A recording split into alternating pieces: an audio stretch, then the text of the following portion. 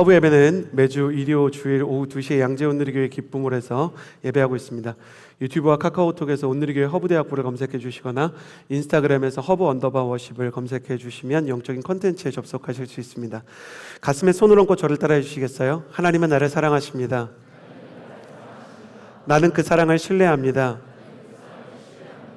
나는 그리스도의 담대한 증인이 될 것입니다. 나는 절대로 이전과 같지 않을 것입니다. 아멘. 인지심리학자 김경일 교수가 이런 말을 합니다. 사람들에게 뭘 좋아하는지를 물어보면 때로 사람들은 뭘 좋아하는지를 말하지 않고 뭘 싫어하는지를 말할 때가 있다. 그러니까 이런 거예요. 뭘 좋아하세요? 그럼 이렇게 대답한다는 거죠. 전 시끄럽지 않은 게 좋아요. 이건 사실 시끄럽지 않은 게 좋다는 게 아니라 시끄러운 걸 싫어한다는 말인 거예요. 연애를 할 때 나는 너가 다른 사람한테 한눈 팔지 않았으면 좋겠어 라고 말하지만 사실은 다른 사람에게 한눈 파는 게 싫다는 거죠. 아내와 여행을 갔는데 별로 좋아하지 않아. 나는 당신이 수고를 몰라주는 게 싫어. 이런 걸로 막 옥신각신을 하면서 당신이 나의 수고를 알아주지 않아서 내가 이렇게 마음이 어려워 라는 이야기는 하기 쉽지만 나는 당신의 사랑이 필요해 라고 말하는 것은 어려운 일이라는 것입니다. 한국 사람들은 특히요, 무엇을 좋아하는지보다 내가 무엇을 싫어하는지를 통해 정체성을 확인하고 그 싫어하는 것을 통해서 자기가 싫어하는 것이 많아질수록 호불호가 강하다라고 말하는 경향이 있다고 합니다. 이러한 문제는요, 우리의 신앙생활에도 동일하게 반복될 때가 있어요. 한 번은 어떤 순장님과 상담을 하면서 가장 큰 삶의 고민이 무엇인가를 물어보았거든요. 근데 자기는 대학원생인데 공부하는 게 좋아서 대학원에 왔는데 공부가 재미가 없다는 거예요. 그래서 한참 대학원과 공부에 대해서 이야기를 나누는 거죠. 근데 하나님께서 마음속에서 이 이야기에서 끝내면 안 된다는 그런 사인을 계속 제 마음에 주시는 거예요. 그래서 제가 이렇게 질문을 했어요. 그러면 대학원 공부만 재밌어지면 공부를 잘하기도 했고 그리고 공부에 재능도 있는데 이제 익숙하게 하고 또 좋아하기도 했으니까 다시 좋아하면 당신의 인생이 다 괜찮아지는 거냐고, 그것 때문에 여기에 저랑 이제 상담 기도를 받으러 순장님이 온 거냐고, 그게 정말 당신의 소원입니까? 물어봤는데 이분이 가만히 있다가 갑자기 준비하지 않은 얘기를 하는 거예요. 준비해온 얘기는 자기 대학원 생활에 대한 얘기인데 갑자기 준비하지 않은 얘기가 나오는 거예요. 저는 오랫동안 교회를 다녔는데 하나님을 잘 모르겠다고 그러면서 막 울기 시작하는 거예요. 나는 복음을 모르는 것 같고 예배의 감격도 요즘에 많이 흐려졌고 십자가의 은혜가 뭔지 잘 모르겠다고. 근데 잘 들어보니까 자기 탓을 계속 하는 거예요. 내가 오랫동안 교회를 다녔지만 신실하지 않아서, 내가 하나님께 순종하지 않아서, 그래서 내가 모든 것을 잃어버렸다. 영적인 감격이 없는 시간이 길어지면서 힘들어서 원인을 찾다가 하나님을 원망할 수는 없으니까 스스로를 탓하게 된 거예요. 그 순간에 성령님께서 매우 명확하게 저에게 이렇게 말하라는 마음을 주셨어요. 영적인 감격을 회복하고 싶어하는 사람이, 이 사람이 영적 감격을 너무 회복하고 싶고 그걸 그리워하는데 자기 자신의 탓이라고 다 자기 자신을 비난하게 만들지 마라. 그래서 어떻게 말해야 될까? 왜냐면 이 사람이 회개해야 될 수도 있고 실제로 회개해야 될 수도 있는데 또 하나님께서 스스로를 탓하지 말게 하려고 하니까 또 너무 아무 문제 없다라고 말하는 게 맞는 건지도 잘 모르겠고 어떻게 말해야 됩니까, 주님? 주님께서 저에게 이런 말씀을 주시는 거예요. 순장님이 진짜로 원하는 것은 영적인 감격의 회복이군요. 근데 그 얘기와 함께 이 순장님의 예배가 점점 회복되기 시작하는 거예요. 그 안에는 회개도 있었어요. 그 안에는 스스로가 잘못했다는 고백도 있었어요. 근데 더 중요한 게 있었는데 그렇게까지 회개를 하는 이유가, 그 회개의 동기가 단지 잘못했기 때문이 아니라, 단지 내가 영적으로 지금 어려운 상황에 있기 때문이 아니라 너무너무 하나님을 그리워하고 너무너무 예배의 감격을 다시 회복하기 원하는 마음이 여전히 그 밑바닥에도 살아있었다는 거예요. 전 그걸 보면서 정말 이 시대의 크리스천들이 자기가 원하는 것에 대해서 깨달았으면 좋겠다라는 생각을 하게 됐습니다. 여러분은 무엇을 위해서 보통 기도하시나요? 수많은 청년들이 앞서 얘기한 것처럼 싫어하는 일들을 기도 제목으로 기도해요. 직장 상사가 사울과 같은 데 벗어나고 싶습니다. 가족들이 너무 서로에게 상처를 주는데 그만 싸웠으면 좋겠습니다. 제가 병이 걸렸는데 이 병이 나았으면 좋겠습니다. 그거는 나쁜 게 아니에요. 그런 기도 제목도 필요하죠. 근데 직장 상사에서만 벗어나면 우리의 신앙생활이 행복해지는 것인가? 가족들이 그만 싸우기만 하면 나의 신앙생활은 정말 충만해지는 것인가? 이 질병의 시간이 지나가기만 하면 내가 행복해지는 것인가? 우리는 우리의 고난과 폭풍에 대해 대해서 기도하지만 그게 진짜 우리의 소원은 아니라는 거예요. 우리가 진정으로 바라는 것은 무엇인가? 오늘 예배에 나오신 여러분은 왜 여기에 나오셨습니까? 편하게 쉴 수 있잖아요. 즐겁게 놀 수 있잖아요. 그 시간과 기회 비용을 다 포기하면서 왜 예배 자리에 오셨습니까? 축구의 본질은 골에 있고 연애의 본질은 사랑에 있죠. 기업의 본질은 수익에 있습니다. 그러면 기독교 신앙의 본질은 뭘까? 우리 영혼이 이 예배를 통해서, 교회 생활을 통해서, 신앙 생활을 통해서 정말 원하는 게 뭘까? 생각해보면서, 기도해보면서 구하게 된 것은 뭐였냐면, 당신과 나 모두, 우리 모든 크리스천은 하나님을 그리워하고 영적인 감격을 갈망하며 하나님과 함께 살아가고 그분과 함께 비전을 이루기 원하는, 하나님을 경험하고 그분과 함께 나아가기 원하는 마음이 있다는 것입니다. 할렐루야. 나는 여러분의 마음 가운데 있는 그 하나님을 향한 그리움과 영적인 은혜를 향한 갈망과, 그리고 하나님께서 우리에게 부어주실 성령의 충만에 대한 갈망함과 굶주림이 여러분의 예배를 움직이고 신앙을 움직이는 동력이 되기를 예수님의 이름으로 축복합니다. 한 영적 지도자가 하나님을 위해서 수많은 선교를 하고 복음을 전하고 많은 제자를 삼았을 때 꿈에 하나님께서 나타나서 내가 너에게 무엇을 이루어 주길 원하냐? 그러니까 많은 게 생각나더래요. 더 설교를 잘해서 더 많은 사람들에게 설교를 잘하는 능력을 가지기 원합니다. 혹은 예수님의 마음을 선물 받아서 더 사랑하기 원합니다. 혹은 하나님께서 주시는 영적인 은사가 있기를 원합니다. 근데 그런 거 다 생각하다가 하나만 구해야 된다 그러니까 그 사람이 울면서 꿈에서 이렇게 얘기했다는 거예요. 사실 하나만 구한다면 이걸 구하고 싶어요. 오직 당신을 구합니다. 그랬다는 거예요. 너무 어린아이처럼 하나님 당신을 더 만나고 하나님 당신을 더 알기 원합니다. 사실 제가 다른 사람을 섬기고 있지만 제 마음속 깊은 곳에는 하나님과의 더 깊은 관계와 더 큰 은혜와 죄를 뛰어넘을 만한 성령의 충만들이 내 인생에 진짜 있게 되기를 원합니다. 진정한 성령의 충만이 무엇인지 더 알기를 원하고, 진짜 예배의 감격과 내 인생을 변화시키는 것뿐만 아니라 다른 사람들을 변화시키는 하나님의 임재를 경험하기 원합니다. 그것이 얼마나 많은 사람들에게 영향을 끼치는 영적인 나침반이 되었는지, 여러분의 인생 가운데에도 그러한 일이 있게 되기를 바랍니다. 저는 하나님을 그리워하는 마음이 여러분의 예배를 이끌고 가는 역사가 있게 되기를 예수님의 이름으로 축복합니다. 기도할 때 여러분이 너의 소원이 무엇냐고 물어보면, 저는 20대 이 청년의 시절에 하나님을 알고 당신의 말씀 속에서 그 음성을 듣기를 원합니다. 성령의 진짜 충만함을 경험해서 내가 이겨내지 못했던 죄를 이겨내고 주님의 거룩한 얼굴을 보기 원합니다 라고 말하는 영적인 갈급함이 있게 되기를 소원하는 것입니다. 사랑하는 청년 여러분, 충만한 사람, 뜨거운 예배자, 하나님의 영광을 바라보는 사람이 되기를 예수님의 이름으로 축복합니다. 그래서 오늘은 당신을 향한 영원한 부르심, 하나님의 한마디, 돌아와 내 곁에 있으라 라는 제목을 가지고 은혜를 나누고자 합니다. 돌아오기에 너무나 멀리 온 사람이 있었습니다. 너무나 멀리 온 사람이 있었습니다. 너무 멀리 온 걸까? 그는 야곱이죠. 창세기를 보면 야곱은 한국 사람이랑 비슷해요. 야곱은 위기에 강한 신앙인입니다. 팥죽 한 그릇의 잠자권을 빼앗겨서 분노한 형 에서가 야곱을 죽이려고 쫓아올 때 야곱이 엄청나게 도망가다가 베델에서 뜨겁게 하나님 앞에서 이제 예배를 드리고 천국의 사다리를 보게 됩니다. 하나님의 인도하심으로 피할 곳을 찾고 위기를 극복합니다.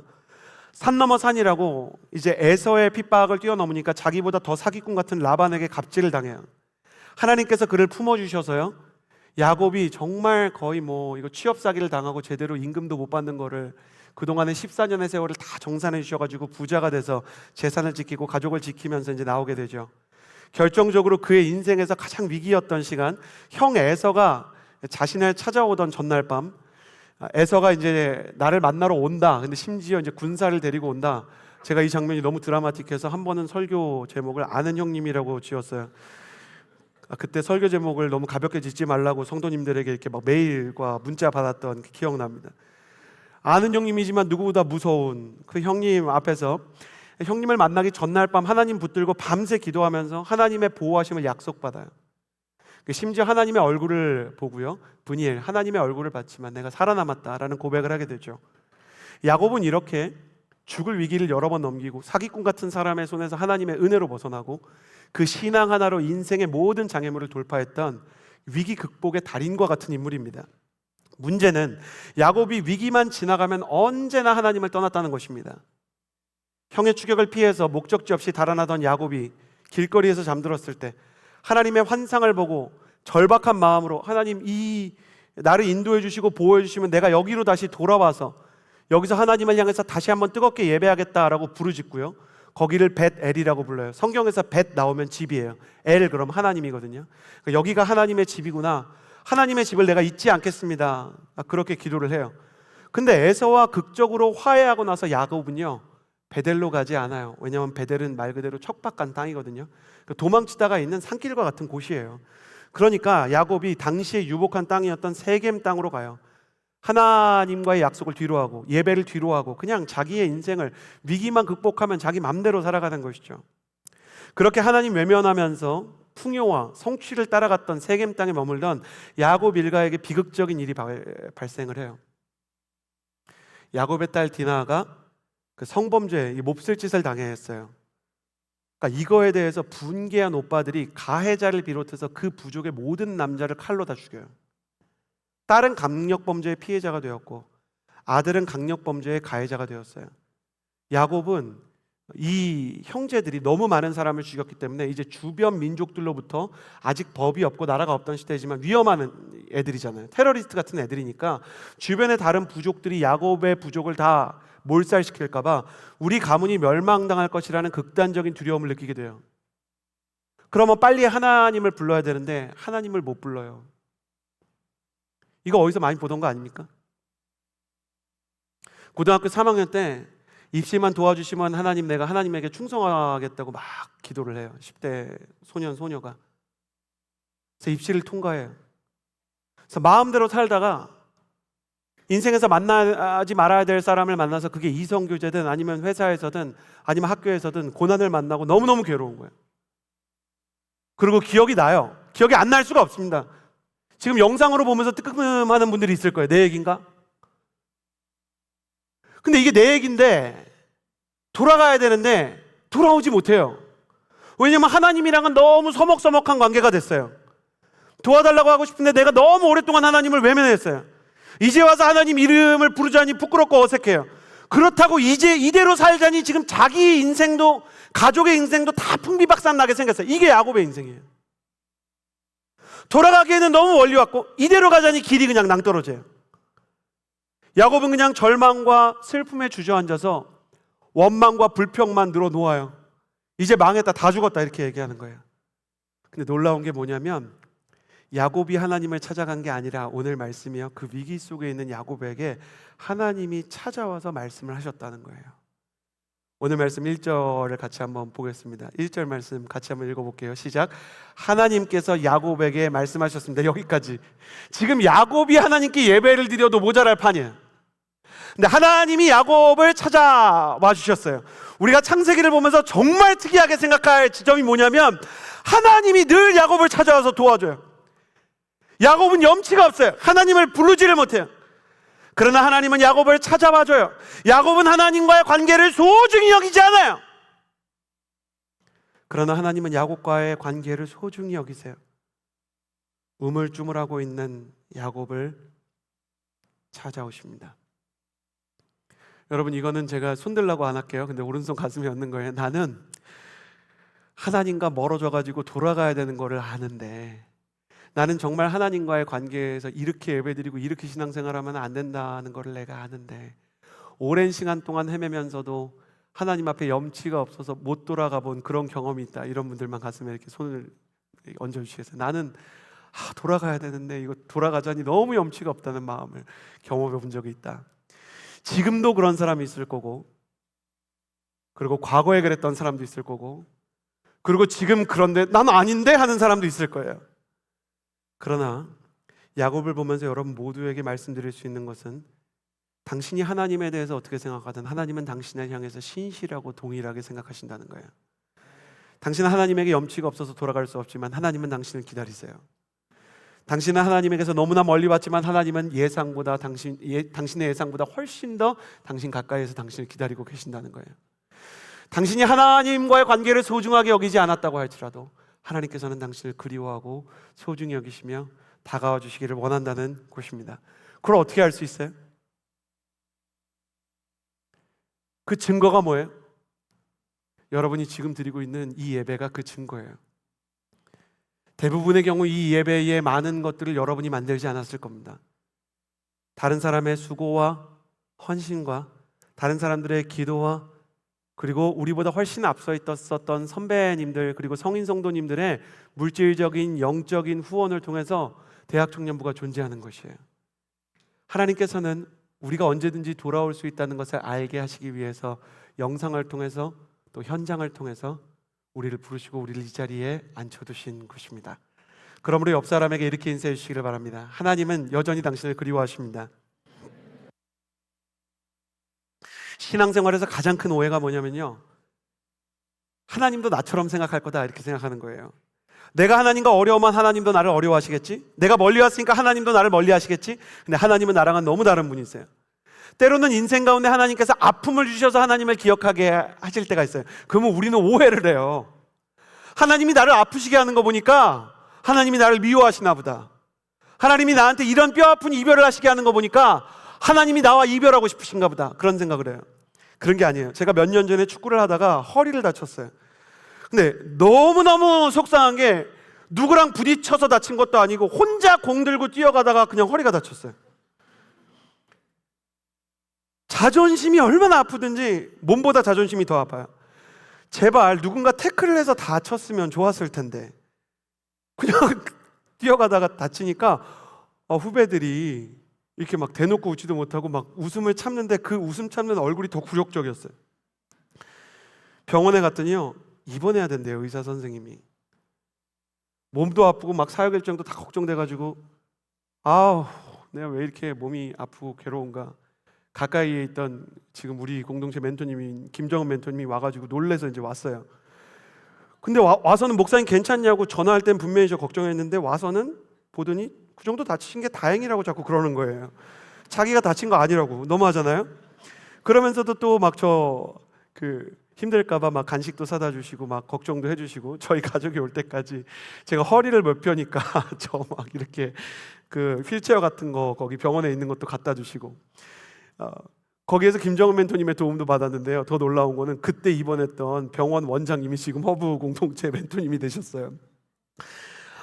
그래가지고 내가 멘토님들 앞에서 허리 굽히고 다니는 것도 얼마나 이거 창피하고 뭐 거의 이렇게 하고 계속 다녔거든요. 이거 못 펴가지고 그것도 굴욕적이고 막 얼마나 이게 창피하든지 나 이거 진짜 하나님 왜 이런 일이 나한테 생겼습니까? 그리고 마음속으로 원망불평하는 거예요. 그리고 MRI를 찍고 결과를 보는데요, 김정은 멘토님이 저한테 그 정도 다치신 게 다행이라는 말이 맞더라고요. 지금 이거 허리 근육 다친 게 문제가 아니라는 거예요. 허리 근육이 다쳐서 MRI를 찍었는데 이 부상은 한 달이면 치료가 되고 그게 문제가 아니라 디스크에 이상이 있어서 이 디스크를 관리해야 되는 거라고. 근육 다친 것 때문에 디스크가 다친 거를 발견하게 되었던 거예요. 더 큰 병을 예방하기 위해서 하나님이 병원 가라고 저를 굴욕적으로 만드셨는데 하나님이 저의 아픔 속에서 더 큰 질병을 발견하고 예방할 수 있도록 더 이렇게 관리할 수 있도록 사인을 주신 건데 전 그것도 모르고 그냥 혼자 공 몰고 가다가 자존심 상하고 멘토님 앞에서 허리 굽히고 다니고 막 이런 거 막 창피하고 막 이런 것만 생각하고 있었던 거예요. 자존심보다 더 중요한 게 있고요, 내 감정보다 더 중요한 게 있고요, 여러분 영적으로 진짜 잊지 말아야 되는 게 있는데 어떤 위기 상황에 대해서 내가 첫 번째로 하는 해석들이 보통 맞질 않아요. 그건 하나님의 생각이랑 다른 거예요. 그래가지고 하나님 앞에서 그때 이런 기도를 좀 해봐야 돼요. 내 생각은 이런데 하나님의 진단은 어떻습니까? 지금 야곱의 인생이 너무너무 어렵고 야곱의 가족이 너무너무 어려워요. 근데 하나님께서 그의 인생의 위기 속에서 그가 망하게 하기 위해서 너가 베델에 안 왔기 때문에 내가 너를 죽이는 거다 이게 아니고 너의 인생 가운데 내가 온전한 회복과 새로운 역사를 시작할 계획이 있다, 이걸 알게 하시려고 하나님이 말씀하시면서 어떻게 해야 되는지를 알게 하시는 거예요. 당신이 지금 어떤 통증을 겪고 있던 어떤 어려움을 겪고 있던 그 통증, 근육 다친 게 문제가 아니에요. 영적인 뼈대가 되는 그 코어를 점검하고 그 호흡을 점검하고 여러분의 인생 가운데 정말 이만하길 다행이다 라고 말할 수 있는 기쁨의 역전이 분명히 일어나게 될 거예요. 그거를 위해서 여러분은 하나님의 말씀에 귀를 기울이고 하나님의 진단을 존중하며 하나님께서 주신 예배 안에서 성령의 음성에 귀를 기울여야 하는 것입니다. 저는 여러분의 인생 가운데 이 예배를 통해서 여러분의 문제가 진단되고 하나님과의 관계가 회복되는 역사가 있게 되기를 예수님의 이름으로 축복합니다. 눈에 보이는 통증과 지금 표면적으로 상한 자존심이나 근육의 문제가 아니라 진짜 뼈대와 코어를 살리는 영적인 회복과 재건이 여러분의 인생 가운데 일어나게 되기를 예수님의 이름으로 축복합니다. 다시 한번 1절 말씀을 읽어볼게요. 1절 같이 읽겠습니다. 시작. 하나님께서 야곱에게 말씀하셨습니다. 일어나 베델로 올라가서. 할렐루야. 여기까지만 읽을게요. 우리가 돌아갈 때 기억해야 되는 것은 베델이라는 단어예요. 사실 하나님에게 베델은 아무 의미가 없는 땅이에요. 온 땅을 창조하시고 온 세상의 주인이신 하나님이 특정 지역에 집착하실 필요 없잖아요. 꼭 베델이다 이거 아니에요. 근데 하나님께서 베델이라는 지역을 사랑하는 거는 베델에서 내 아들 야곱이 내 이름을 불렀기 때문에 그런 거예요. 연인과의 추억이 있는 곳이 있어요. 그리고 첫 아이를 낳고, 저도 이제 아들 연준이를 낳고 처음 살았던 동네에 가면 그 시절에 뿔뿔거리고 걸어다니는 그 18개월에 막 16개월에 가장 귀여울 때 아들의 걸음마가 생각이 나요. 사랑하는 사람과의 추억이 있기 때문에 특별해지는 장소가 있는 것처럼 하나님께 베델은 야곱 때문에 특별한 자리였던 거예요. 하나님은 야곱이 위기를 돌파하고 나서 하나님을 잊어도 야곱을 그리워하면서 그의 예배와 찬양을 기억하고 계셨어요. 하나님은 지금도 당신의 예배를 그리워하고 계세요. 신앙생활을 했던 친구들도, 그리고 코로나 팬데믹을 거치면서 교회를 떠난 사람도 그리워하고 계시는 거예요. 운전에는 변하지 않는 원리가 있어요. 운전자는 헤맬 수 있어도 목적지가 움직이는 건 아니에요. 그죠? 그러니까 우리가 차를 가지고 뭐 이렇게 좀 길을 잘못 든다고, 부산 가는데 길 잘못 들었어요. 그렇다고 부산도 같이 움직이는 게 아니에요. 목적지는 그 자리에 있는 거죠. 무슨 얘기를 하려고 하는 것이냐? 사람은 방황할 수 있어요. 근데 하나님은 그 자리에 계세요. 오늘은 교회가 저희 목회자들에게 이번 주 설교는 자유본문으로 설교를 하라는 그 권고를 주셨어요. 그래서 무슨 본문을 가지고 설교를 할까 생각하는데 정말 이 이야기를 하나님의 마음으로 전해야 되겠다는 생각이 들더라고요. 특히 영상으로 예배를 드리시는 분들, 그냥 피치 못해서 교회 잘 다니시는데 오늘만 영상으로 들으시는 분 말고요. 교회로 돌아가야지 하면서 못 돌아가고 계시는 분들 말씀드리고 싶어요. 하나님은 그 자리에 그대로 계세요. 당신만 돌아오면 돼요. 너만 오면 고예요. 하나님이 당신만 오면 당신과 함께 비전의 길을 가기로 결정하시는 거예요. 하나님은 여전히 당신을 그리워하세요. 허브에서 떠난 분들에게는 그게 허브일 수 있어요. 하늘이나 폴트나 SNS나 여호수아나 여러분이 사랑했던 예배의 처소가 있었는데 떠났다면 돌아가세요. 하나님에게는 허브라고 더 특별하고 여호수아라고 더 특별하고 그런 건 아니에요. 근데 그 자리에 당신이 있었기 때문에 하나님께서는 그 자리에서 당신의 예배를 기다리고 계실 거예요. 또 오늘 이 예배에 특별히 새신자로 오신 분들에게도 환영과 격려를 보내고 싶어요. 제가 허브대학부의 새신자 그룹에 가서 너무 놀란 게 뭔지 아세요? 새신자 그룹에 갔어요. 새가족 그룹에 갔는데 거기 진짜 새신자가 있어가지고 놀랐어요.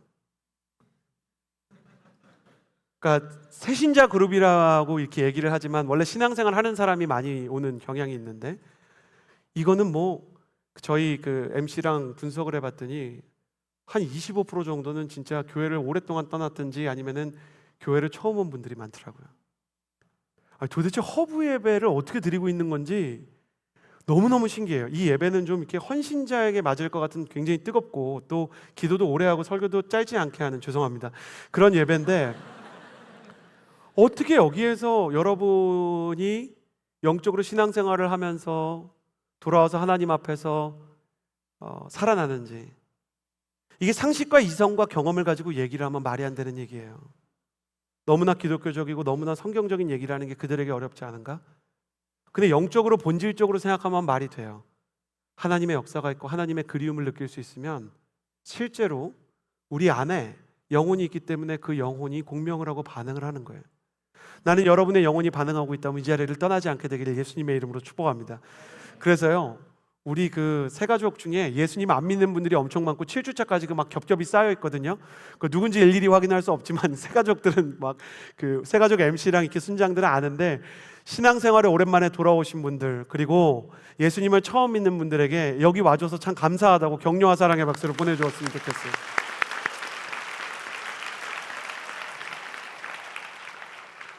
네. 나는 여러분의 인생에서 이 예배가 정말 하나님께서 당신을 그리워하는 그것을 경험하고, 당신이 예배 드릴 때 정말 그 어린아이의 걸음마를 보는 것처럼 하나님이 기뻐하시는 것을 느끼는 그런 살아있는 예배를 경험하게 되기를 예수님의 이름으로 축복합니다. 종교 생활하려고 하지 마세요.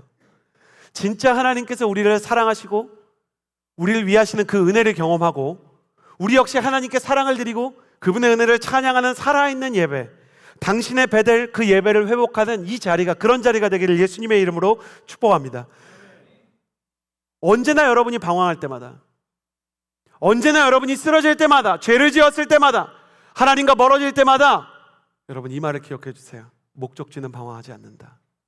나는 방황을 해도 하나님은 그 자리에 계시고, 나는 이리로 저리로 떠나도 하나님께서 베델 이렇게 지점을 등록해 놓으셨잖아요. 베델이 움직이는 건 아니잖아요. 베델이 막 사라지는 게 아니잖아요. 바닷가에 떠다니는 유람선이 아니잖아요. 돌아갈 곳이 어디인지 딱 못 박아둔 것처럼 우리한테는 돌아갈 곳이 있다. 여러분이 조금만 생각해 보면 내가 어떻게 예배드려야 되고 내가 어떤 마음으로 예배드렸는지 기억나는 그 베델의 예배들이 있을 거예요. 저는 여러분이 이 20대에 허브에서 또 영상으로 여러분이 예배를 드리면서 모든 순간 동안 여러분의 이 젊은 시기에 예배가 회복되는 거룩한 가을이 되기를 예수님의 이름으로 축복합니다. 그렇다면 어떻게 이런 하나님이 그리워하시는 예배를 회복하고 하나님의 그리움과 우리가 하나님을 향해서 가지고 있는 그리움이 만나는 역사를 경험할 수 있을까요? 베델로 나아갈 수 있는 세 가지 원칙을 발견하기를 원합니다. 1절 말씀을 같이 한번 읽어보겠습니다. 1절 같이 읽겠습니다. 시작. 하나님께서 야곱에게 말씀하셨습니다. 일어나. 그래요. 첫 번째는요, 일어나야 된다는 거예요. 가슴에 손을 얹고 저를 따라해 주시겠어요? 베델로 돌아가기를 원한다면 일어나야 한다. 주님께서 야곱에게 말씀하시는 거예요. 일어나라. 이거는 야곱이 실제로 땅바닥에 주저앉아서 이렇게 말씀하셨을 수도 있는데, 사실은 말 그대로 야곱의 영혼을 향해서 선포하시는 거예요. 야곱아, 지금이야. 일어나야 돼. 지금이 일어날 때야. 지금 아니면 넌 이 늪에서 나올 수가 없어. 너가 지금 아플 때 병원 가야 돼. 이상이 있을 때 나 이름을 불러야 돼. 너가 예배를 회복하기로 작정해야 돼. 일어나야 돼. 어디에서 일어나라는 것일까? 그 고난이 준 절망의 자리에서 일어나라. 너가 못 일어날 것 같지만 그 상처와 죄악의 자리에서 일어나라. 너 일어날 수 있어. 내가 너의 손을 붙잡아서 일으켜줄게. 저는 사도행전 설교를 하면서 예수님의 부활에 대해서 아타나시스라는 단어 대신 에게이로라는 단어를 썼다는 것을 한번 여러분에게 설교한 적이 있습니다. 아타나시스라는 단어는 직역해서 바로 부활을 상징하는 단어지만, 부활을 상징하는 아타나시스라는 이 단어는 부활은 없다라고 말하거나 아니면 허무맹랑한 소리를 얘기할 때만 쓰였던 단어이기 때문에 사도들은 아타나시스가 아니라 에게이로라는 단어를 통해서 예수 그리스도의 부활을 전파했다고 말씀드렸죠. 에게이로란 일어나다라는 뜻입니다.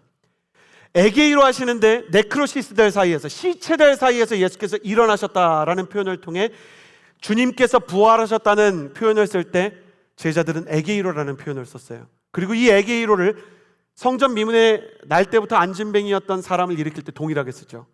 시체들 가운데서, 죽은 자 가운데서 예수 그리스도를 에게이로 부활시키신 하나님의 능력으로, 그 예수 그리스도의 이름으로 내가 내게 명하노니 일어나 걸으라. 예수 그리스도의 이름은 에게이로, 일어나게 하시는 이름인 줄을 믿습니다. 우리가 하나님을 향한 예배를 회복하기 위해서 우리 자신이 가장 먼저 기도하고 우리 자신이 가장 먼저 하나님께 나아가 부르짖어야 하는 것은, 하나님, 내가 여기서 일어나기를 원합니다. 이 죄의 자리에서 더 이상 일어날 수 없는 안진뱅이가 된 것처럼, 내 발목이 끊어지고 아킬레스건이 다 조각난 것처럼 느껴지지만, 에게이로 일어나게 하시는 주님의 손을 붙잡고 나는 일어나기를 원합니다 라고 고백하기 시작하는 거예요. 야곱도 세겜을 떠나고 싶었어요. 상처가 있는 땅, 두려움이 있는 땅, 하나님을 등지고 선택한 세겜을 떠나고 싶었어요. 그러나 떠나려고 일어나려고 해보면 베델이 기억이 안 나요. 하나님이 기억이 안 나고, 기억이 난다 한들 염치가 없어요. 그래서 하나님께서 다가와 주신 거예요. 너 일어나서 나한테 올 수 있다. 내가 그 자리에서 너를 기다리고 있다. 그러므로 너는 일어나라. 사랑하는 여러분, 특별히 자기 연민의 자리에서 일어나셔야 됩니다. 너무나 많은 20대의 청년들이 자기 연민에 주저앉아 있어요. 수많은 청년들이 자기 연민에 중독돼서요, 자기에게 주어진 자유시간의 절반은 지난 시간에 대한 상처로 다 채워요. 그리고 자기에게 주어진 남은 절반의 시간은 내일에 대한 두려움으로 다 채워요. 그러니까 나는 과거에도 상처받았으니까 달라질 게 없고, 나의 미래를 돌아보아도 막연하니까 나아질 게 없다. 주저앉아 버리자. 절망하자. 헬조선에 사는 거니까, 흙수저로 태어났으니까. 자기 자신의 인생을 포기하는 거예요. 근데 그 포기의 이야기를 듣고 들어보면 사실은 그 마음속에 그게 있는 거겠어요? 내가 포기하고 싶다는 말이 있는 거겠어요? 누군가 나를 일으켜줬으면 좋겠고 누군가 나를 불러줬으면 좋겠다.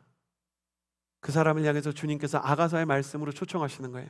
나의 사랑, 나의 어여쁜 자야, 일어나 함께 가자. 나는 우리의 예배가 주저앉은 사람을 일으키는 하나님의 초청장이 될 줄을 믿습니다. 할렐루야. 그리고 여러분 역시 주저앉은 사람을 일으키는 하나님의 초청장이 되기를 바랍니다. 우리 주님은 에게이로의 주님이시며 주저앉은 자를 일으키시는 주님이십니다. 여러분이 가는 곳마다 주저앉은 자들이 일어나는 역사가 일어나게 될지어다. 여러분 선교지로 가서요, 복음이 없어서 주저앉아 있는 안전뱅이들을 일으키십시오. 교육계로 가서요, 다음 세대에 희망이 없다고 이야기하는 사람들과 그 다음 세대로 살아가는 절망 속에 있는 10대들을 일으키세요. 여러분이 문화 가운데 희망을 주고 정말 복음의 메시지를 비유를 통해서 드라마나 영화에 넣어주고 여러분의 모든 기술을 통해서, 여러분의 모든 지식을 통해서, 여러분의 모든 은사를 통해서 예수 그리스도를 향한 여러분의 초청장을 만들어주세요. 이번에 로잔대회 가보니까요, 와, 그거 해보고 싶더라고요. 여기저기에 막 그 팔레트를 놓고요, 막 사람들한테 그림 그리라고 해놓은 거예요. 그리고 막 여기저기 벽을 세워놓고요, 이렇게 막 15cm, 15cm의 정사각형 종이를 나눠주고 그림을 그리라는 거예요. 그래서 뭐 예배 중간에 누가 그림을 그려갖고 여기 붙이겠나 그랬는데, 역시 뭐 그냥 외국 사람들은 자유롭더라고요. 막 그림 그려갖고 막 붙이는 거예요. 저는 이거 뼛속까지 한국 사람이 이거 물감 튀어가지고 이거 카페트 오염되면 어떡하나 이런 생각하고 있어요. 근데 얼마나 아름다운 그림이 나오는지요. 막 사람들이 이렇게 막 그림을 그리고 자기가 가진 은사를 가지고 예수님을 보여주는데, 와, 진짜 막 기가 막힌 그림들, 예수님의 사랑이 느껴지는 그림도 있더라고요. 물론 중간중간에 이렇게 막 그냥 이렇게 팔다리 있는 졸라맨 같은 것들도 이렇게 있었지만, 사람들이 그냥 예수 그리스도에 대해서 자기가 가진 그림 그리는 능력, 노래하는 능력, 뭐 춤추는 능력을 가지고 막 국제에 많은 크리스천들이 막 예배를 드리는데, 그 모습이 하나의 상징 같았어요. 그림 그리는 사람은요, 그림 가지고 예수님의 일어나게 하시는 능력을 사람들에게 보여줘야 돼요. 노래 부르는 사람은 노래를 통해서 사람들에게 예수 그리스도의 초청장이 돼야 돼요. 정치하는 사람, 교육과 문화와 산업과 기술에 종사하는 사람도 자기 능력을 가지고 에게이로의 주님을 초청하는 초청장 역할을 해야 돼요. 나는 그래서 여러분에게 두 가지 초청을 합니다. 나는 여러분이 예수 그리스도의 초청장으로 다른 사람 일으키게 되기를 예수님의 이름으로 축복합니다. 그 초청장이 더 설득력 있게 보이기 위해 여러분의 은사와 여러분의 모든 비전에 성장이 있게 되기를 예수님의 이름으로 축복합니다. 일어나야 돼요. 안 된다고 생각하지 마세요. 두 번째예요. 다시 베델로 올라가기 위해서 어떻게 해야 되는가? 1절 다시 읽습니다. 1절 함께 읽겠습니다. 시작. 하나님께서 야곱에게 말씀하셨습니다. 일어나 베델로 올라가서. 두 번째는 올라가래요. 가슴에 손을 얹고 저를 따라해 주시겠어요? 베델의 예배를 회복하기 위해서는 올라가야 한다. 이 세겜에서 베델까지는요 한 300km의 산길을 올라가야 돼요. 그래서 올라가라 그 말 자체가 진짜 걸어 올라가라는 거예요. 이미 나이가 들어버린 야곱에게 산행이 부담이에요. 그리고 우울증에 걸리고 공황장애에 걸리고 삶의 의욕을 잃어버린 사람은 등산은커녕 산책도 안 하죠. 야곱이 이렇게 얘기할 수도 있잖아요. 그냥 세겜에서 예배드리면 안 되나요? 세겜에서 예배를 드려도 하나님께서 들어주시겠죠. 이미 하나님이 세겜에 찾아오셨잖아요.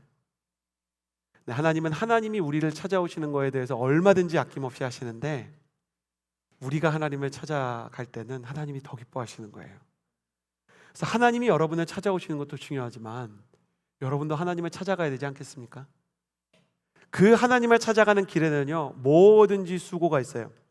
우리는 신앙의 수고를 불편해해요. 영상으로 예배하던 사람이 주일날 교회에 찾아오는 것도 불편하고, 찬양을 듣던 사람이 찬양하는 사람이 되는 것도 불편해요. 기도를 할 때 멀뚱멀뚱 옆에 기도하는 사람 쳐다보던 사람이 기도를 하려고 그러면 어려운 거죠. 그런데 신앙은요 이상하게 한 걸음씩 나아가려고 할 때 온전히 충만을 경험하고 회복이 경험되고 하나님께서 찾아오시는 것을 경험할 수 있게 되는 거더라고요. 제가 체력이 너무 약해진 거예요. 이번에 로잔대회 하면서 보니까 운동을 너무 안 해가지고요.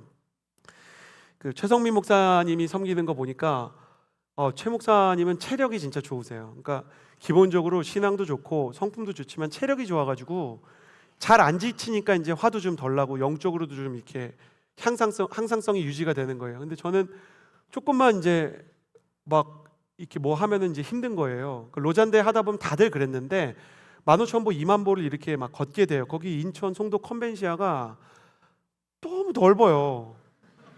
그래갖고 막 동선이 막 길어요. 그래갖고 막 걷다 보면은 막 이제 걷는 게 많아지는 거예요. 저보다 더 많이 수고한 대학 청년부의 다른 교육자들이 훨씬 수고했어요. 저는 정말 이제 적게 수고한 편이었는데 너무 자존심 상하게 저는 훨씬 더 적게 수고하는데 계속 체력이 안 되는 거예요. 그래가지고 이걸 어떻게 해야 되나 체력 좋아지게 하는 거 전문가 평신도분한테 물어봤더니 목사님 좀 뛰셔야 된다는 거예요.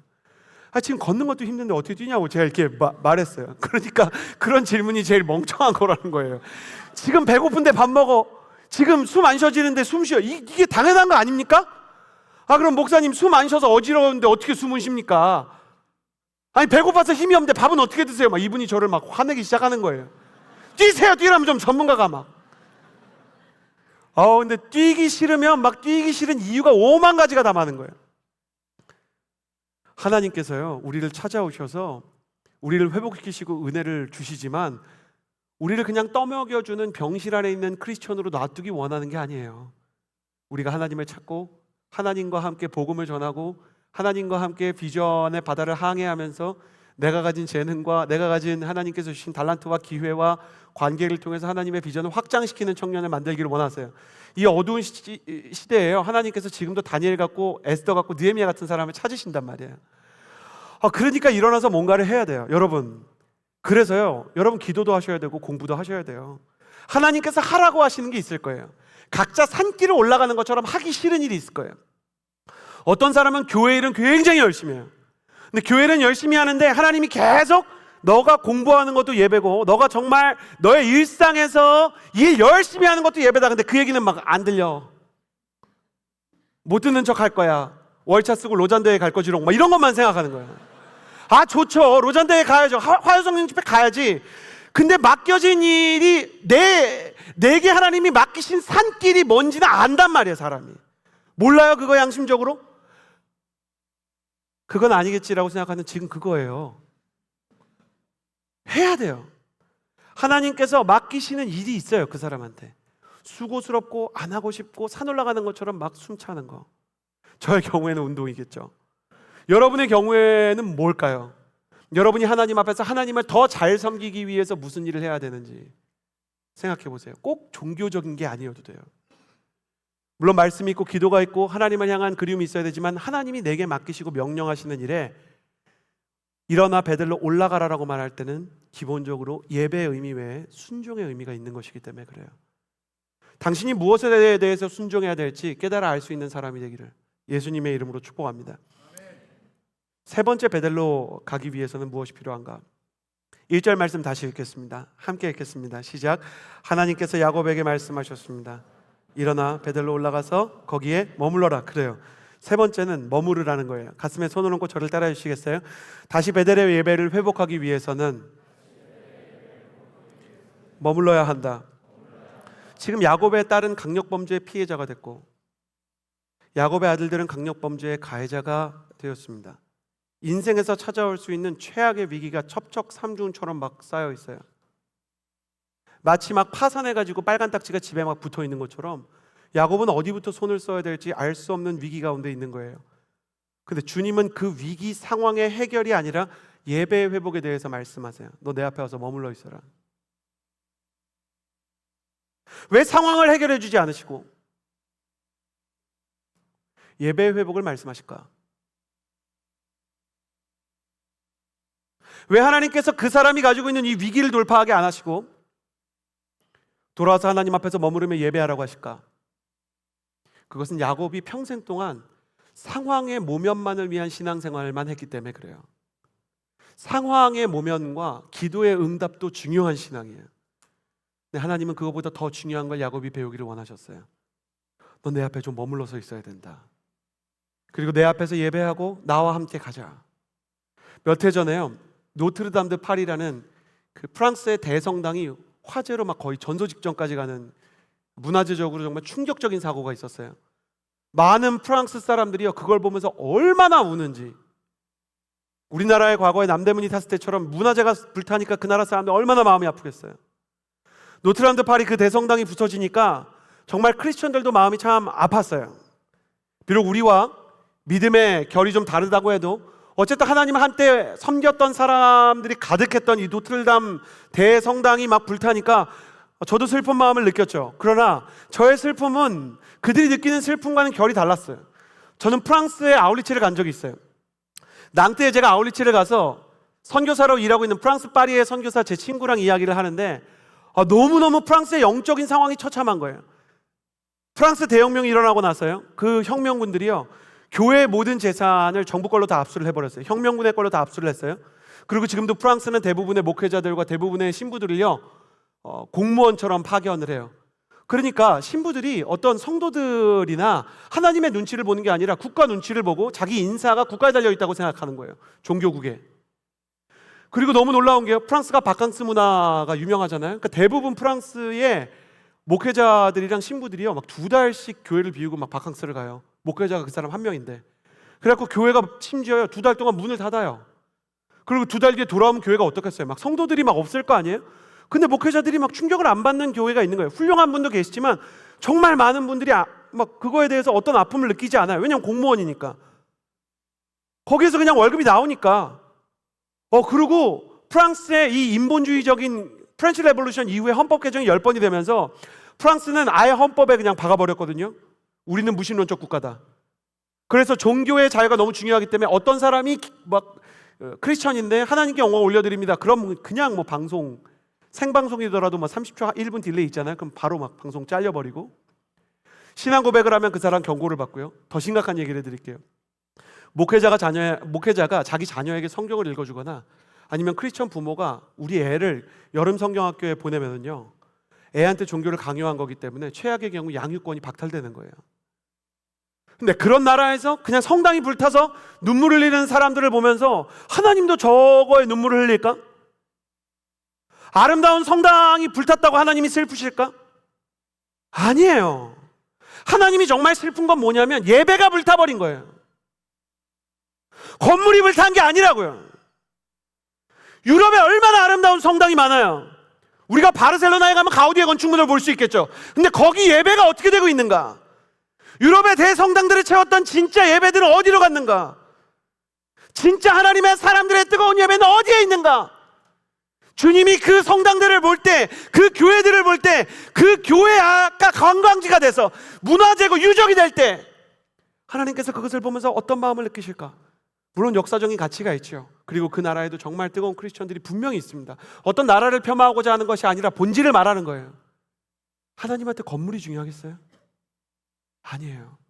하나님이 정말 슬픔을 느끼는 것은 불타버린 예배에 대한 것일 거예요. 그러면 저를 보시겠어요? 여러분은 어때요? 교회에는 나와 있어요. 이건 마치 우리가 문화재처럼 보이는 예배자로 있는 거예요, 그냥. 그러면 우리 안에도 진짜 예배가 있습니까?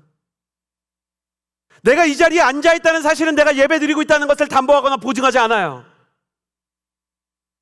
내가 교회에 출석하고 있다는 것이 구원에 대한 자격증을 발부해 주는 게 아니에요. 구원은 믿음으로 받고 믿음은 관계에 대한 거예요. 하나님은 정말 네가 나와 관계를 가지고 있느냐? 그걸 물어보시는 거예요. 그러니까 뭐라고 얘기하는 거냐? 머물러라. 너가 내 앞에 머물러라. 너무 이상하죠? 하나님이 지금 야곱 앞에 와 있어요. 그러니까 야곱은 지금 머물러 있어요, 사실. 그러니까 하나님이 야곱한테 왔으니까 야곱도 하나님 앞에 있는 거 아니에요? 근데 하나님은 이 야곱을 보면서 넌 아직 머물고 있지 않다고 말하는 거예요. 일어나서 올라와서 다시 예배를 향해 회복하면서 야곱이 그 베델 산길을 300m 올라가면서 그 노구의 몸을 이끌고 엄청 노구가 됐어요, 나이가. 무릎이 아프고 관절이 소리를 지르는데 그 산을 올라가면서 야곱의 마음이 달라지기 시작했을 거예요. 그리고 젊은 날 하나님을 만났던 그 마음이 다시 회복되기 시작했을 겁니다. 하나님께서 야곱에게 원하는 건 진정한 예배였던 거예요. 묻고 싶어요. 여러분에게도 이런 진정한 예배에 대한, 하나님이 우리의 예배를 그리워하는 것만큼 당신도 하나님에 대해 그런 예배를 그리워하고 계십니까? 나는 여러분이 하나님을 진짜 만나고 하나님 앞에 머무르고 종교가 아니고 신앙을 가지고 하나님과 교제하는 예배를 회복하는 역사가 있게 되기를 예수님의 이름으로 축복합니다. 그리고 이 말씀을 통해서 가장 중요한 것을 다시 깨달아요. 너가 내 앞에 머물러라 라고 말씀하시는 주님은 우리 앞에 계시겠구나. 내가 너를 떠나지 않을게. 너도 나와 함께 있어줄 수 있겠니? 내가 너의 곁에 있을게. 항상 내가 너의 곁에 머물러 있을 테니 너도 내 곁에 머물러 줄 수 있겠니? 너가 예배를 드리는 것은 내가 너의 곁에서 머무르며 너와 함께 한다는 것을 네가 인정하고 확인하는 거야. 예배의 본질은 머무름이고 머무름의 본질은 나의 사랑을 인정하는 것이다. 사랑하는 여러분, 저는 저와 여러분이 주님 앞에 머무르며 주님을 그리워하며 주님의 이름을 부르며 주님을 사랑하는 법을 배우기를 원합니다. 주님이 우리 곁에 서 있듯이 우리도 주님 앞 곁에 서 있으며 주님이 우리 곁에 머무르듯이 우리 역시 주님 곁에 머물러 있는 사람이 되기를 소원합니다. 여러분, 제가 은사를 가지고 이야기하는 것은 아니지만 예언합니다. 앞으로 세상은 더 많이 주님을 공격하고 성경을 공격하고 당신의 신앙을 비웃을 것입니다. 그때마다 당신뿐만 아니라 당신이 섬기는 예수 그리스도도 모욕을 당하며 예수 그리스도 역시 공격당할 것입니다. 그때 주님께서 다시 한번 모욕당하실 때 그 곁에 있는 사람을 찾으실 텐데, 주님이 다시 한번 십자가에 못 박히듯 모욕당하며 그분의 성경이 공격당할 때 여러분이 주님 곁에서 머물러 주님, 제가 해드릴 수 있는 건 없지만 그래도 저는 주님의 곁을 지키겠습니다 라고 말하는 사람이 되기를 바랍니다. 그렇게 고통 가운데 십자가를 지신 주님 곁에서 예배하는 저와 여러분, 그런 예배자가 되기를 원합니다. 이 시간에 같이 한번 찬양하고요, 같이 예배 회복을 위해서 기도하며 나아가기를 원합니다.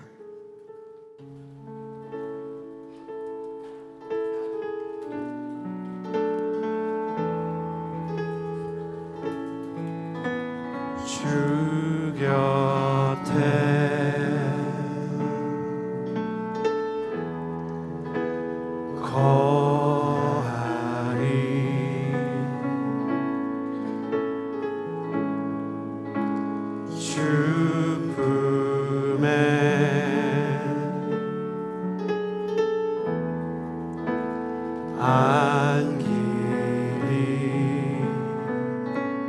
예수 나를 사랑해. 예수 나를 사랑해.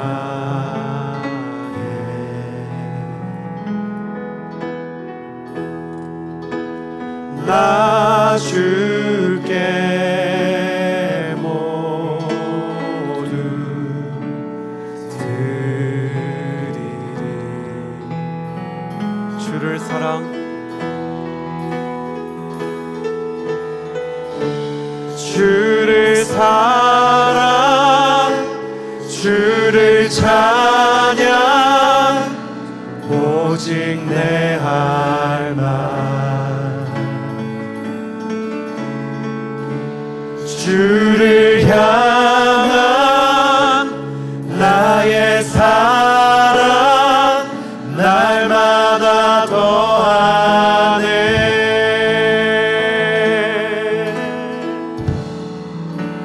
주 곁에 거하리,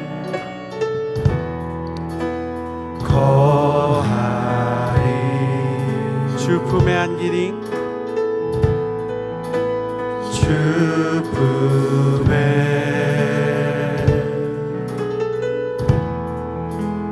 안기리. 예수님께서 먼저 나를 찾아오시고 예수 나를 사랑. 내 곁에 먼저 머물러 주셨기에 나 역시 주님을 예배하기를 원합니다. 나 줄게 모두 드리리. 주님을 사랑하기를 원합니다. 주를 사랑, 주를 사랑 주를 찬양 오직 내 할망 주를 향한 나의 사랑 날마다 더하네 주를 사랑 주를 찬양 오직 내 할망 주를 향한 나의 사랑 날마다 더하네 주를 사랑 주를 찬양 주를 사랑 주를 찬양 오직 내 하나님 주님을 사랑하기를 원합니다. 주님을 향한 나의 사랑이 주를 향한 나의 사랑 날마다 함께 일어나서 주를 사랑 주를 찬양 주를 사랑 주를 찬양 오직 내 할망 주를 향한 나의 사랑 날마다 더하네 다시 베들레헴을 회복할지어다. 주를 사랑 주를 사랑 주를 찬양 오직 내 할망 주를 향한 나의 사랑 날마다 내 영혼아 찬양하며 노래할지어다. 주를 사랑 주를 찬양 주를 사랑 주를 찬양 오직 내 할망 주를 향한 주를 향한 나의 사랑이 날마다 더하게 하소서. 나의 예배가 살아있게 하소서. 내 영혼 함께 할지어다. 주님을 사랑할지어다. 주를 사랑 주를 찬양 오직 내 할망 주를 향한 나의 찬양할 분은 찬양하고 기도할 분은 기도하십시오. 주여 주를 향한 주를 찬양 오직 내 할망 주를 향한 나의 사랑 날마다 더하네 주님을 사랑하게 하시고 주님을 찬양하게 하시고 주님을 그리워하며 성령의 충만을 간구하는 마음이 하나님 우리 한 사람 한 사람의 영혼을 깨우게 하여 주옵소서.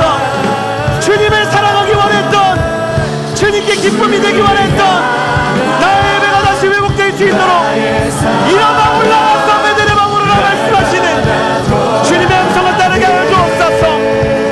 주를 사랑 주를 찬양 오직 내 할망 성령 하나님 성령의 역사를 통하여 진정한 예배의 회복을 경험하게 하시고 나를 그리워하시고 나를 받아주시며 나를 살게 하신 주님께 감사와 찬양의 예배를 드리게 하여 주옵소서. 주를 사랑 주를 찬양 오직 내 할망 주님을 사랑하며 찬양하며 주님을 경배하는 것이 나의 인생의 심장이 되게 하시고 호흡이 되게 하여 주셔서 주님을 향한 그리움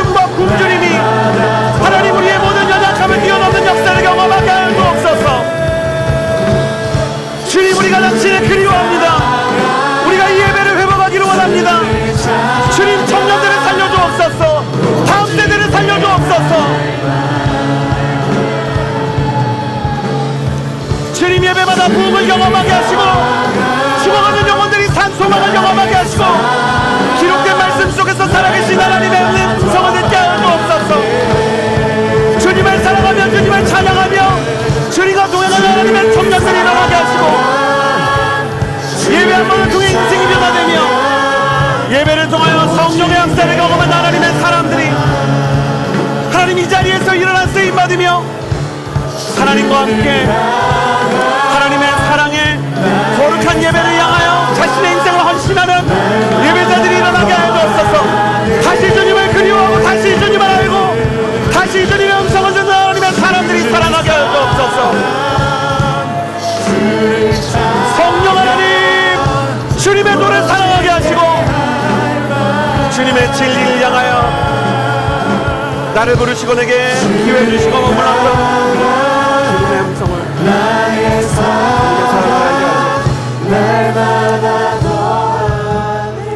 이 시간에 기도하며 나아갈 때 감사하며 영광을 올려드리는 기도를 하는 것입니다. 하나님, 내가 생각하는 하나님의 상이 부서지고 영원히 나를 기다리시고 영원히 나를 그리워하시며 내 곁에 이미 머물러 계신 주님을 알고 사단의 정죄와 싸워 이기게 하여 주옵소서. 나의 죄와 나의 모든 연약함을 주님께 고백하오니 주 예수의 보혈로 씻어주시고 다시 품어 주옵소서. 돌아갈 곳이 없다고, 나아갈 곳이 없다고, 희망도 회복도 불가능하다고 말하는 이 시대의 거짓에 맞서 싸워 이기며 우리에게는 베델이 있다고 말하는 예배자들이 되게 하여 주옵소서. 우리를 기다리시며 사랑하시는 십자가의 예수 그리스도께 영광을 올려드리며 나를 기다려주시고 구원해주시고 나의 예배를 받아주시는 것에 감사하며 기도합시다. 주여, 세 번 부르짖고 기도합니다. 주여, 주여, 주여. 하나님 아버지, 감사합니다. 부족한 우리의 예배를 받아주시고 연약한 우리의 노래를 기뻐하시며 하나님, 나의 믿음이 연약할 때 주님께서 말씀을 통하여 우리에게 힘을 주시고 내가 무너질 때 나를 일으켜 주시며 내가 주님 곁에 머무르지 않음에도 주님이 내 곁에 머물러 나를 초청해 주심에 감사합니다. 우리는 주님을 근심케 하고 주님을 아프게 하는데도 불구하고 예수 그리스도의 십자가를 통하여 우리를 초청해 주심에 감사합니다. 그러므로 우리가 주님께 감사를 올려드리며 주님의 십자가의 영원한 영광을 올려드립니다. 또한 우리가 우리의 죄를 고백하오니 우리의 음란과 교만과 거짓과 우리가 가지고 있는 모든 악독과 시기를 예수 그리스도의 보혈로 씻어주옵소서. 나의 인생이 주님 앞에서, 나의 삶이 주님 앞에서 그 십자가의 보혈로 말미암아 좋게 되는 역사가 있게 하여 주시고 예수 그리스도께서 나를 사랑하시며 나를 붙잡으시며 내 인생을 향한 하나님의 사랑으로 나를 채우시고 원하시는 분이시라는 것을 깨닫게 하여 주옵소서. 오직 주만이 나의 반석이시며 나의 구원이신 여호와 하나님, 주님께서 우리를 사랑하시는 것과 주님께서 우리를 기뻐하시는 것을 우리로 알게 하여 주시고 신실하신 하나님 아버지, 우리를 향해 주님께서 가지고 계시는 그 사랑의 우리의 눈과 귀를 맞추며 주와 함께 동행하게 하여 주옵소서. 하나님이 세상을 이처럼 사랑하사 독생자를 주셨으니 이는 저를 믿는 자마다 멸망하지 않고 영생을 얻게 하려 하심이니라. 하나님이 그 아들을 세상에 보내신 것은 세상을 심판하려 하심이 아니요 그로 말미암아 세상이 구원받게 하려 하심이니라. 저를 믿지 않는 자는 심판을 받지 아니하는, 저를 믿는 자는 심판을 받지 아니하는 것이요 믿지 아니하는 자는 하나님의 독생자 이름을 믿지 아니하므로 벌써 심판을 받을 것입니다.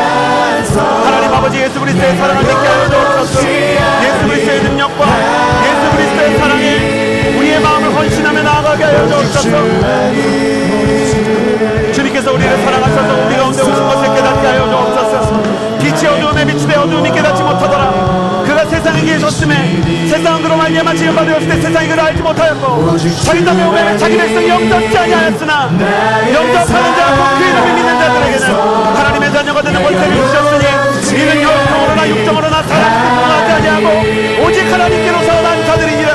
말씀이 육신이 되어 우리 가운데 거하시며 우리가 그의 영광을 보니 아버지의 독생자 영광이여 은혜와 진리가 충만하더라. 할렐루야. 독생자 영광이신 예수 그리스도의 십자가를 바라보게 하여 주시고 예배가 살아나게 하여 주옵소서. 신실하신 주님, 우리 한 사람 한 사람이 주님의 수행만을 놀라운 성령의 충만을 경험할 수 있도록 도와주옵소서.